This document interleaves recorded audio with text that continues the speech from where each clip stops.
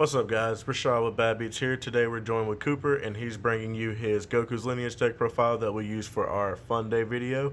So, Coop, tell him a little bit about the deck. So I don't know. I wanted to play this deck because Height of Mastery is like my favorite chain, the Goku's lineage swap. So I played this in the video. The auto is you get a look at the top 5 cards from your deck. Choose one Goku's lineage, add it to your hand. The active main, once per turn, place crit 1 life, and play a 2 or less Goku's lineage from your hand. The awaken is draw 1, flip 1. The leader has crit if you have 2 Goku's lineage in play. When he attacks, he draws a card. Active main, once per turn. Tap 3. If it's turn 4, you put 1 Goku's lineage from your hand on top of your deck and 1 from your drop on top of your deck, and then you get to play Height of Mastery out. I play 4 of the unisons because I don't know. They just made this unison for the deck. It actually works really well. When you play it, you get to look at the top 3 for a Goku's lineage, so that helps a lot. The auto, once per turn. When you activate swap, he gains a marker, and then you -3 to play Goku's lineage with an energy cost of 5. Fun fact, you can do that -3 on turn 1. Yeah. If you have 2 unisons in hand and a 1-drop and a 2-drop, you can do it turn 1. So I play 3 of the new Bardoks. This is just a proxy for it.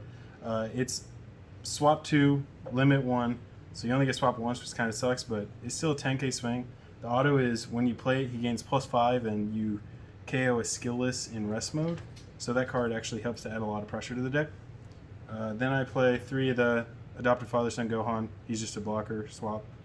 I play 4 Goten. I don't know why you wouldn't play 4 of this card in this deck.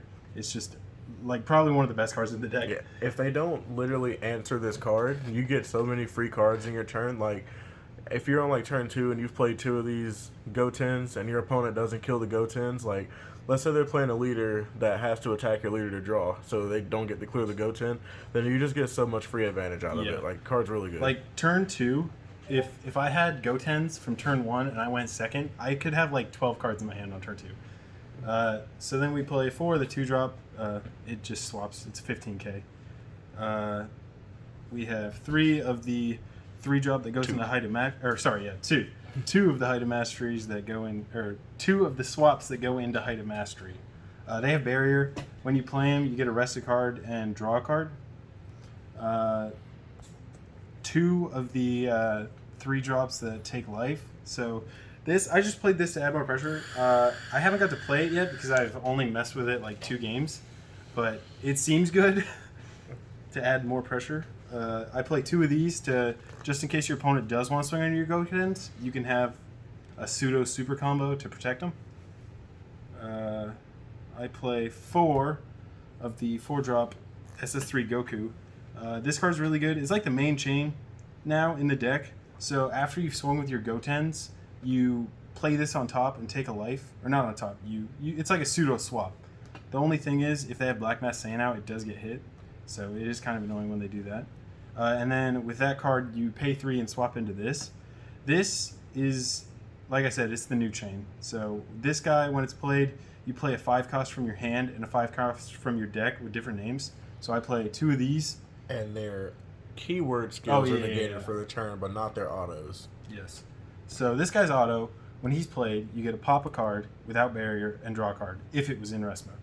This guy, he's just a 27k. I don't know. He has barrier. Obviously, he doesn't have the keyword skills on that turn, but if he stays alive, then you can swap in Height of Mastery on the next turn. Speaking about Height of Mastery, we play 3 Height of Masteries. I feel like I didn't want to play 4 because they combo for 1. So it was just hard to get those stuck in my hand, and I only needed it on turn 4. Because like no matter what, if you play it off the leader or if you play it using swap, you can only do it on turn 4. So it's just, I don't know. But when he's played using swap, you rest 3 other cards, ignoring barrier, so it can be energy too. And he's a triple strike dual attack. Then we have this guy. It's like the pseudo SCR because you can only play 1 now. But whenever you play this guy, you're pretty much finishing the game. So like if you do, let's see, you save this. I don't know. There was a way I could get this out on turn 3. I can't remember, but oh yeah. Unison. You -3 the unison to play one of these. Or I guess you could do it on turn 1 then. or turn 2. Turn 2. Turn 2, you can play this guy. Yeah, so you -3 the unison, play one of these two guys, don't swing with it, and then just pay 1 to go into this guy. So then you're attacking for triple attack crit, 35k. So that pretty much finishes the game if you play it on obviously a later time than turn 2. Then I play one of these. This helps to finish out the game too because it's free, 25k dual attack. I play 2 of the Pan super combos because you can search them off of Successor of Hope. And then I play 2 of the Krillins just in case you get stuck with these or these in your hand at the beginning of the game. You can put it on the bottom of the deck. Draw 2. I play 4 Successor of Hope, and which, if you don't know what it does, it searches for a Goku's lineage with a energy cost of 5 or less with swap. So the only thing is you can't search Goten, but you can search Goten off the leader. And then I play 4 Flying Nimbus. A lot of people were playing like, what's the Super Saiyan card? Just that you can use the active main for free. Power of a Super Saiyan? Yeah, Power of a Super Saiyan. A lot of people play those in the deck, but I never really found a time that I had energy open to play that because I'd always Flying Nimbus before I activated. So I don't play that, but I just play 4 Flying Nimbus. It helps.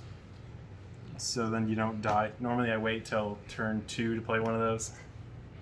So yeah, that's the deck profile. I hope you guys like it. Not a lot of people have Goku's lineage decks on YouTube, so.